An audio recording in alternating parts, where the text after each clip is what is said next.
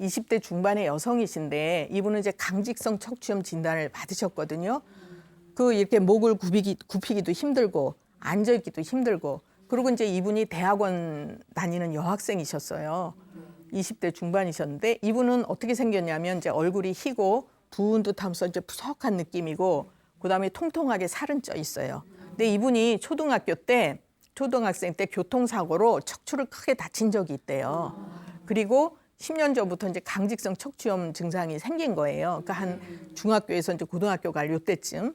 그래가지고 병원에서는 이 강직성 척추염이 불치예요. 불치난치. 치료 못하는 증상이기 때문에 통증이 심하고 하니까 진통제만 처방을 하고 있어요.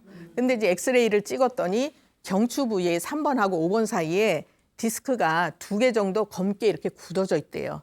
그 디스크는 뭐냐면 뼈하고 뼈 사이에 이렇게 충격 흡수하는 그 판이 있거든요. 거기가 이제 굳어진 거예요, 검게. 그래서 이분이 머리나 등을 이렇게 숙이기가 힘들어요. 그러니 세수하기도 불편하고 머리 감기도 힘들고, 그러니까 서서 머리 감고 이제 이렇게 하고 생활을 하시는 거고, 이 강직성 척추염 증상이 그래요. 여기가 자꾸 뻣뻣하게 굳어지는 거예요. 목서부터. 그리고 이제 이 척추는 경추에서부터 이 꼬리뼈까지 쭉 연결돼 있잖아요. 그쪽이 차츰 굳어지는 거죠. 그러면 굴신이 힘들어져요. 굽혔다 폈다. 그러니 생활이 얼마나 불편하겠어요. 그리고 이제 그래서 이제 앉아있기도 심하게 요통이 심하고, 그러면서 이제 소화 기능이 좋지 않아서 늘 음식을 먹어도 소화가 안 되면서 설사를 자주 해요. 예, 그러면 이제 아주 안타까운 분인데, 이분 보면 제가 얼굴이 희고 부은 듯하고 푸석하다 이렇게 얘기를 했거든요. 이런 분들은 얼굴이 흰 분들은 기가 허해지기 쉬워요. 그리고 이렇게 푸석하고 통통한 분들은 건강이 찐 살이 아니에요. 습한 기운에 손상되기 쉬운 체질이에요. 그런데 이 강직성 척추염 얘기를 이제 제일 불편한 게 이건데, 우리 몸의 뼈는 습기를 싫어해요. 그래서 습한 기운이 닿으면 이제 문제가 생기기 시작을 하는 거거든요. 그러니까 이분이 이제 이렇게 강직성 척추염이 온 거는 척추가 습한 기운에 손상이 됐죠. 왜? 체질적으로 이분은 습한 기운에 손상되기 쉬운 분이에요. 그래서 이제 이분도 소화는 안 되지만 통통하게 살이 쪄 있고 아주 힘들어요. 이분이 제일 힘드는 게 뭐냐면 이제 논문을 써야 돼요. 대학원생이라. 근데 앉아 있을 수가 없어요.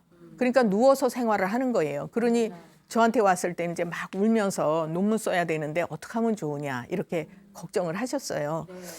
그래서 이제 제가 이분을 진찰을 쭉 하고는 이 문제가 뭐냐면 교통사고를 당했을 때 어혈이 많이 쌓여 있었는데 이거를 잘 치료가 안 된 거예요. 그러니까 시작은 그때부터라고 볼 수가 있는 거예요.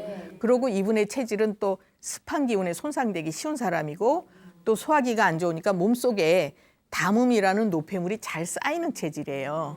그러다 보니까 여기가 이제 뻣뻣하게 굳어지는 거고 일상생활이 힘들어지시는 거죠. 그래서 치료는 어떻게 드렸냐 하면 어혈을 제거하고 그다음에 몸속에 소화기를 좋게 하면서 습담을 없애주는 그런 치료를 해드렸어요. 어떻게 되셨을까요?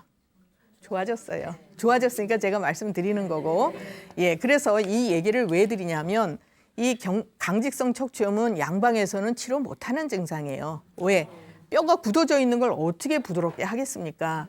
그렇지만 한의학에서는 이거를 불치난치로 보지 않고 왜 왔을까를 찾는 거예요.